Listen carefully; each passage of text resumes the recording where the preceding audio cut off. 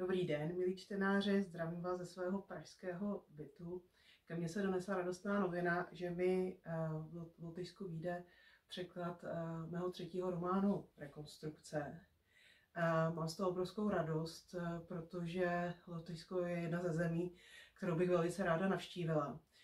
Kdybych ten román měla ve zkratce popsat, tak se jedná o rodinný psychologický román, který vychází z jedné velmi tragické události, která se stala před pár lety poblíž Prahy, kdy matka zabila své dítě a následně zabila sebe.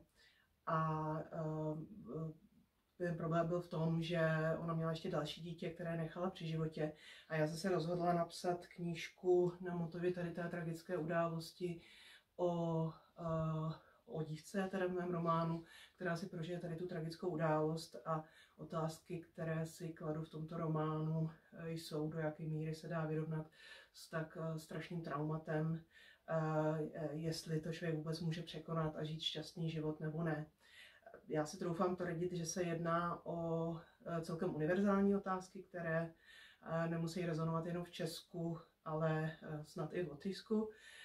Tím pádem bych vás chtěla pozvat k četbě mého románu a možná někdy na viděnou. Naschledanou.